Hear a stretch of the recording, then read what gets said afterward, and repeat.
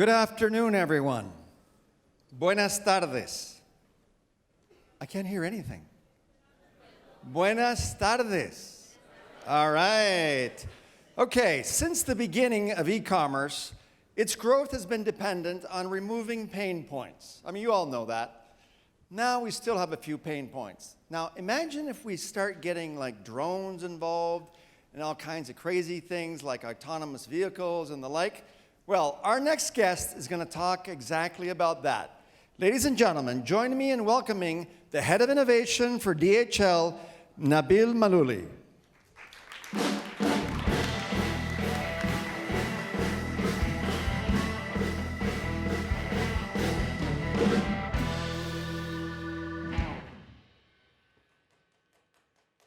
I will start with a little experiment.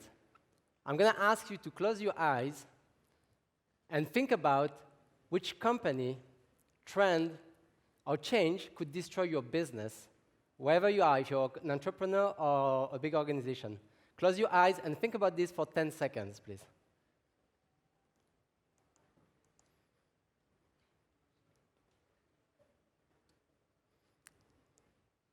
Don't get distracted by the video. OK, this is it. I asked this same question in January 14 in a large event, a large innovation event in Silicon Valley. And I was really surprised by the answer. Since then, I asked the same question across the globe in multiple conferences. The real answer is we have no clue. Most of us are not sure what is going to disrupt us. The reality is we are thinking about the past more than the future. So what I would like to do today is share with you 3 things that we've learned in our journey in the last 12 years working on innovation projects across the globe as to what we need to do differently to rethink the way we are innovating. We've been working with Fortune 500s across the globe to define that, and that's what I would like to share with you. We are living the fastest pace of accelerated change that we've ever seen before. Any innovation that we've seen, even in movies, are now reality. Here, an example of the Nike mags. That back then was an unseen innovation, but now they actually exist and they are being sold. They cost $60,000, but they actually exist and you can buy them. So every innovation that we've seen is moving to reality. The only thing that we don't have yet are flying cars. But at least we have Tesla, so we're getting there, right? Everybody has to change. Organization, government, companies, everybody has to change and adapt to these new rules and this pace of change. Look at last week at the UN. The president of El Salvador took a selfie during his UN speech to convey the importance of changing and innovating on the way organizations like this are working. Look at the Vatican that has created an accelerator program in order to fight climate change and innovate and reinvent itself. So we are seeing this everywhere. 97% of world-leading company CEOs says that innovation is a top priority. 97%. It's huge. However, there is 94% of the same CEOs that are not satisfied with their innovation program. So something is broken. And one of the main challenges is that we think about the past in order to build the future. And when you look at certain quotes, historical quotes, for example, this one from the Palm CEO, for the millennials and the ones that don't know Palm, he was the father or the godfather of the iPhone before.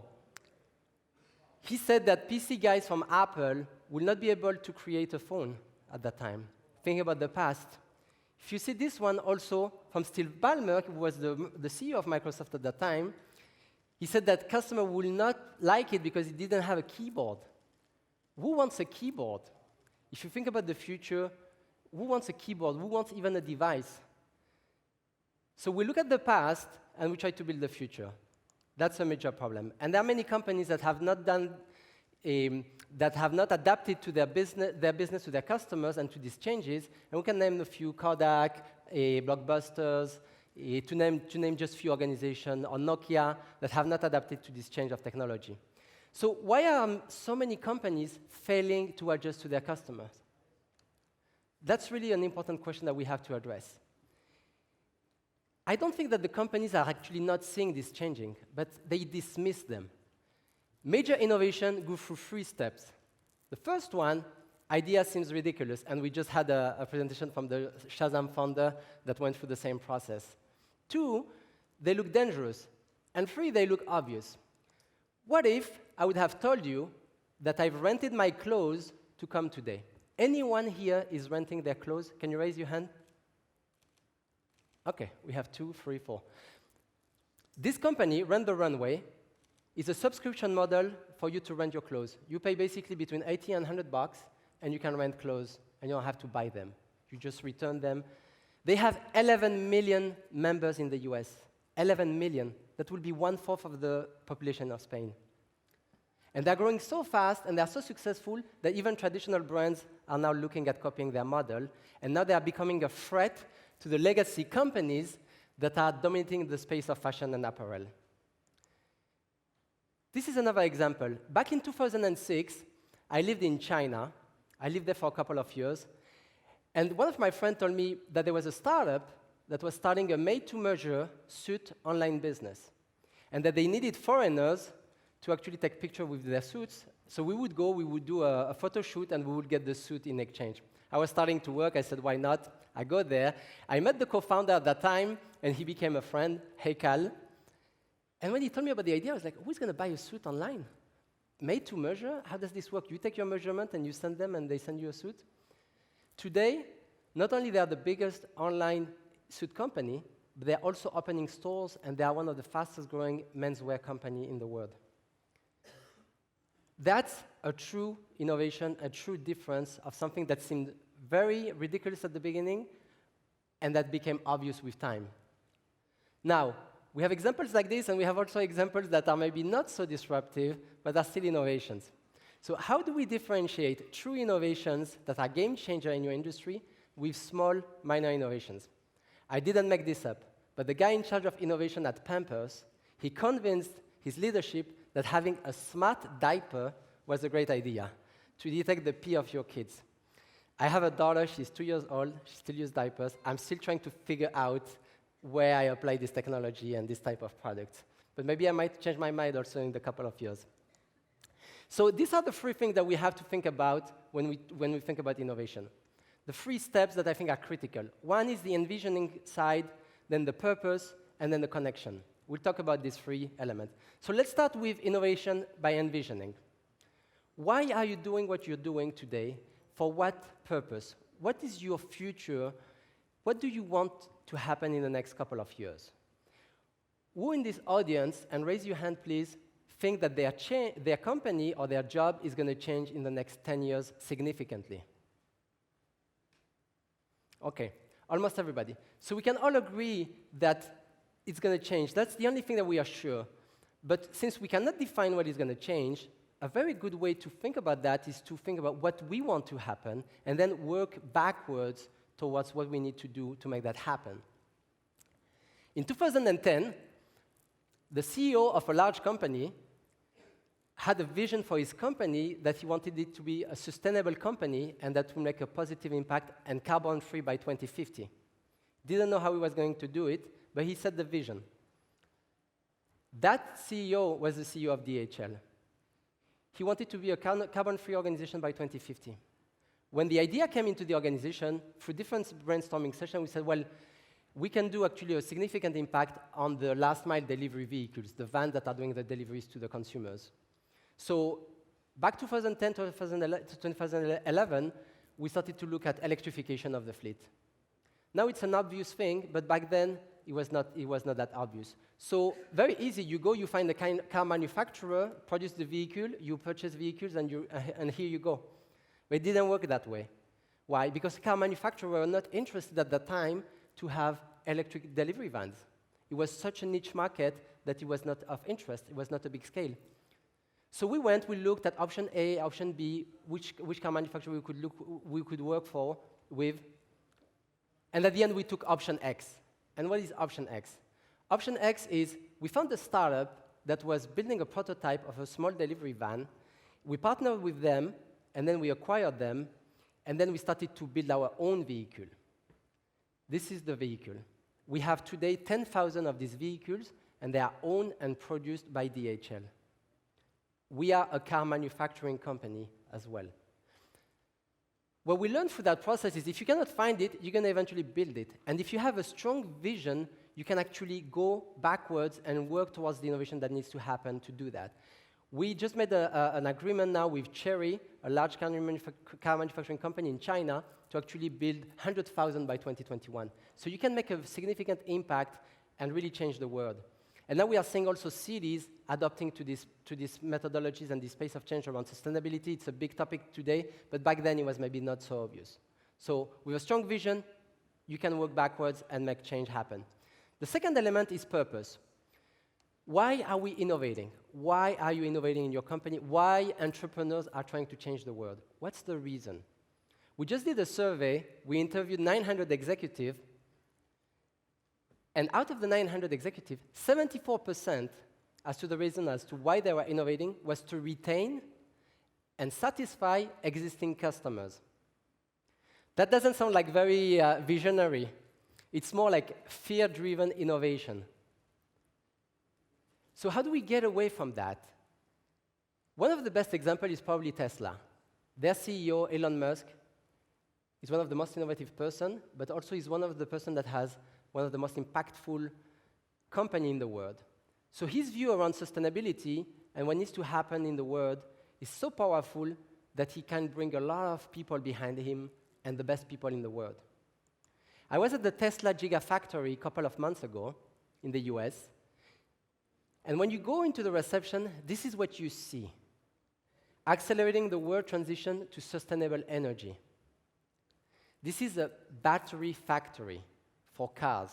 They're not talking about batteries, they're not talking about cars, they're talking about changing the world. So if you're an employee there, you know what you're doing and why you're working there. And this is allow you also to attract the best talent in the world, obviously. Now that's the best spot in the world to work. And they run this vision also through their multiple companies. And this is not only for top innovators and big CEOs. In 1969, the president of the US at the time, Kennedy, went to the NASA site, and he asked one of the janitors what he was doing at NASA. And the guy told him, I'm helping to put a man in the moon. So if you have a long-term purpose, and it is very clear for your employees, everybody's going to be behind and work and help you to reach that. The last thing is customers. Customers, customers, customers. We have to start with the customers. There is a recent survey and study from Harvard Business Review that says disruption doesn't start with technology. It starts with unhappy customer. And if you live in France, or you're from France like me, you know we have a lot of unhappy people. So you get a lot of insight as to where you need to change there. Consumers are changing. This picture, which is a real picture, is one of the best representations of what is happening in the mind of our children, of new generation coming. We have to take this into consideration. And our kids are a representation, but they are not a representative of the entire society. There's a significant shift as to how customers and consumers are seeing the world. And many companies are not adapting to these changes. This is the list of bankruptcy in the retail space alone in the last couple of years, just in the US. In 2019, we have already more than the double of 2018 of bankruptcies in the retail space in the US. And there are multiple reasons for this. We have so much data. Data is everywhere. Everybody talks about data. Data is the new oil. It's also now the new liability. That's a reality, and we have to be careful about that. But data as such is not really helpful. What you need is insights from your customers and what is important for them. Last year, I worked on a project with a customer that wanted to improve their delivery time from 4 days to 4 hours. We worked with them, we developed the technology, we developed what we need to do in terms of network, but during the process, everybody was debating about the importance of speed for online purchase. So I said, you know what, let me go, I'm going to go and I'm going to do some of the deliveries. I put on my yellow jacket, my hat, DHL, here we go. I go and I start to drive and I make deliveries. I met some of the customers. There was one guy, he hugged me. He was so happy about receiving his sneakers. I was like, man, this is crazy. This guy is so excited. He was so happy. So I started to speak to them and connect and try to understand. I don't know if he would have been so happy if I would have delivered a box of smart diapers, but for the sneakers, he was extremely happy about that. But that connection, that real connection with customers is extremely important. From a key takeaway, and what I think is the most important is adapting. Connecting with the consumer on a holistic manner. Think long-term, and also think about you as the starting point of innovation. Let's talk about them quickly. Adapting. I met one of the founders of Netflix last year in a conference, and we had a fantastic conversation. What I didn't realize is that when Netflix started, any customers of Netflix here? Raise your hand. Okay, huge in Spain also. Well, Netflix, thanks to Netflix, now we have great series like Casa de Papel, Elite, fantastic. I love it. But Netflix started as a company that was selling and sending you DVDs in 1999. They started streaming didn't exist. They started streaming in 2007. And what really took off for Netflix was the creation of content. And they started to create content in 2013. What if they would not have adapted their business? What if they would have just stayed selling DVDs and sending you DVDs? They would be probably dead. They would be also like blockbusters. I already talked about blockbusters, but they would be in that case. Consumer innovation journey. In February, Daimler and BMW announced a strategic partnership around mobility. We have to move from brand and product innovation to consumer-centric innovation. These are some of the most competitive companies, but they are doing an alliance because they know they need to work together to reach what are the expectations of the end consumer. And we're going to see more and more of this competition aspect because it's critical now to focus on the customer. Think long term. One of the best companies for this is Amazon. Whenever there is a great result on the quarter for Amazon, Jeff Bezos always says, we built this quarter 3 years ago. It's not the quarter, it's not about this now. It's about next 3 years, next 7 years. And that's very important. We have to keep that in mind. And the last point around the innovation starts with you. We have to keep in mind that technology is good, but it's just an enabler. The people that make the differences are us. So it's very important to have diverse teams that represent your team. Have as many women as you can, because they bring an entire different perspective on many elements and a great balance to many of the aspects when we work on projects. We need diversity in this group that reflects our customer base. We need people that can come with that option X. So as you go back and you try to think about what you learned in the conference, before you go back to your computer and start to respond all the emails of yesterday and try to fix the stuff that has happened while you were at this conference, take a couple of hours, sit down, think about this. Where do you want to be in 10 years, in 5 years, professionally, in your job, in your family? Why you want to be there? Why it's going to be important for the customers that you are servicing, your family, the people you interact with. Think about how you're going to connect with them, and then go and build the future that you think is going to be worth living. Thank you.